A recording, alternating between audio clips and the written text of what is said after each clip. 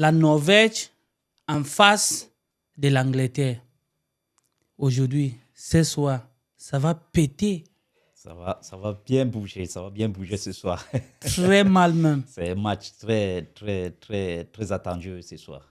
Dis-moi, comment tu vois le match? Ce soir, c'est un match très difficile pour les deux équipes.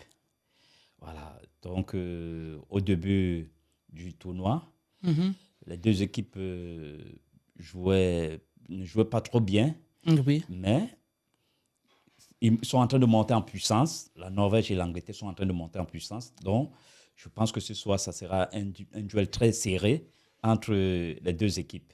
Bien sûr. Voilà, donc ça sera un match très serré qui va se jouer sur les petits détails ce soir. Donc, les deux équipes se connaissent déjà et se sont déjà rencontrées plusieurs fois. Donc, ça va se jouer sur les petits détails.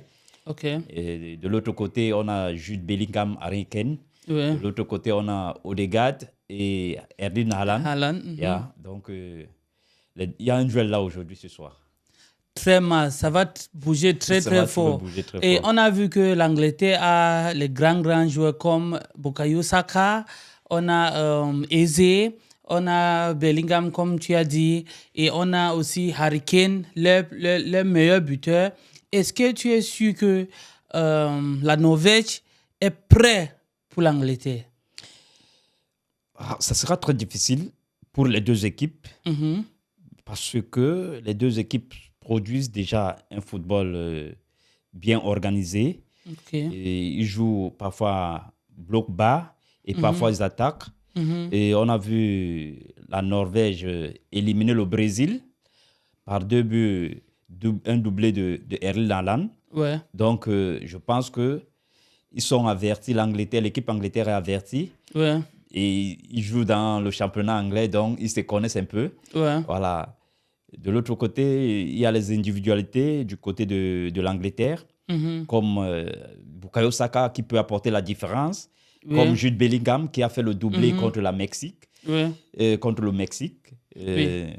Donc, il a bien joué. Il a prouvé il a montré de quoi il était capable. Okay. Donc, ça sera un duel très serré au milieu du terrain. Et les deux entraîneurs du côté de l'Angleterre, Thomas Tuchel, qui abat un bon travail depuis un bon bout de temps. Et de l'autre côté, Stalt Solbakken, du côté de la Norvège, qui est un entraîneur qui, depuis qu'il a pris de la Norvège, il est en train de faire fort. Voilà, il a qualifié la Norvège et puis ils sont en quart de finale. Donc, c'est une génération dorée qui est en train de mener qui amène cette équipe vers de très grands succès. Oui, on a vu que dans quelques minutes, là, on est à 20h, dans 1h30 comme ça, là, le match va commencer.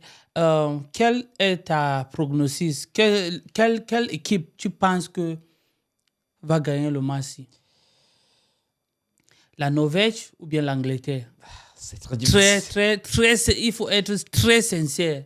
Oui, je ne peux pas dire déterminer qui va gagner parce que c'est un match très serré.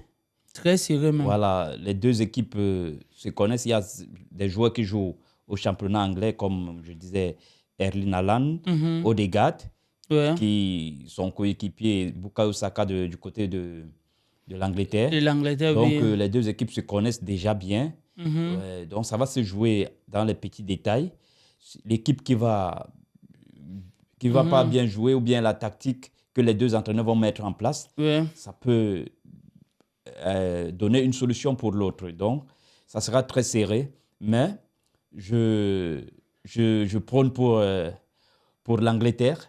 Avec Jude Bellingham du Real Madrid, parce que moi, je suis un supporter du Real Madrid. Bien donc, sûr. je vais apporter de l'énergie à l'équipe d'Angleterre et surtout à Jude Bellingham. Et je lui souhaite vraiment d'être buteur ce soir. Oui. Et il y a aussi Rashford, qu'on a oublié. C'est un meilleur buteur à la Coupe du Monde 2026. Et tu penses que aujourd'hui, il est sur le line-up ou bien on lui est laissé sur le banc?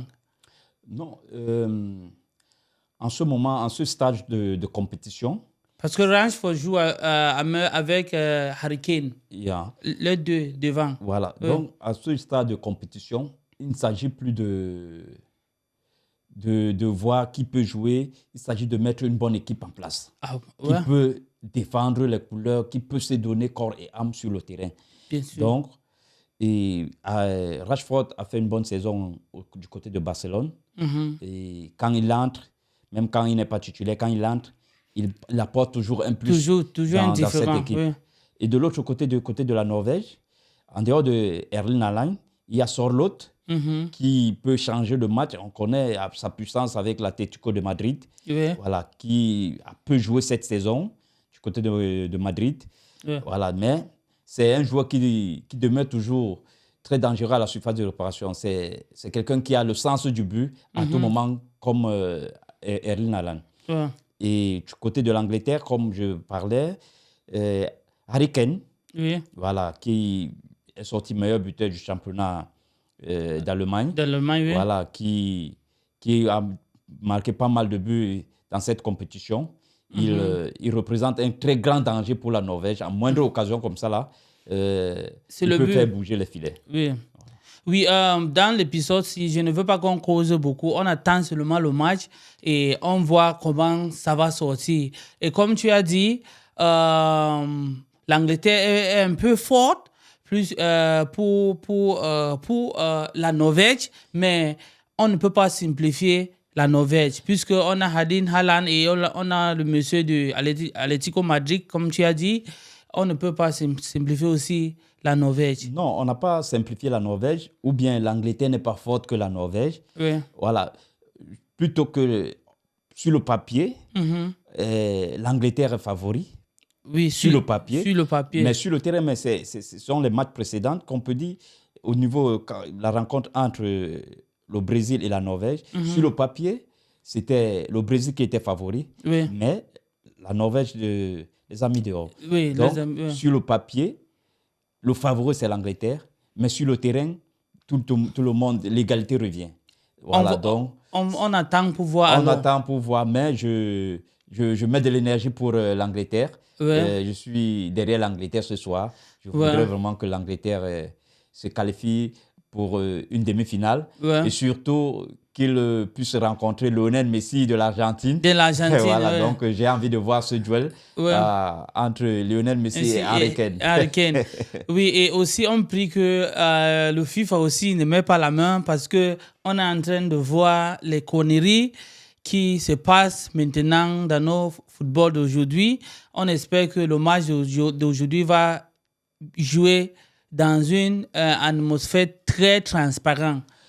Oui, c'est quelque chose qui est très sensible, l'arbitrage, depuis le début de cette compétition, qui nous met mal à l'aise dans certains cas qu'on a vus récemment. Mais nous espérons que le match va se jouer dans de très bonnes conditions et que l'arbitre va prendre de très bonnes décisions pour que le match se déroule dans de très bonnes conditions.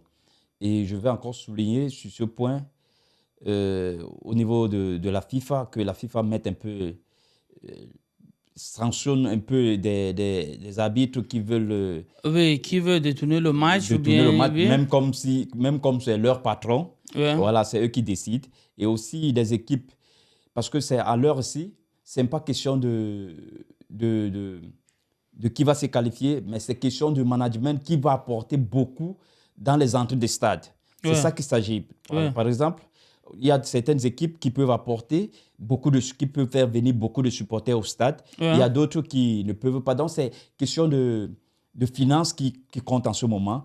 Donc, quelle équipe qui se qualifie peut remplir le stade, ou bien quelle rencontre, avec telle rencontre. Donc, c'est pourquoi tu vois de temps en temps, ça coince de gauche à droite où on doit éliminer l'équipe-ci parce que financièrement, si cette équipe se qualifie, la FIFA va perdre beaucoup de millions. Voilà, donc tu vois, on essaie d'appliquer ces genres de trucs pour éliminer les équipes qui apportent moins de financièrement à la FIFA. Oui. Bon, ok, on attend pour voir ce qui va se passer dans 1 heure et on va revenir sur ces plateaux. Il n'y a pas de souci. Merci beaucoup.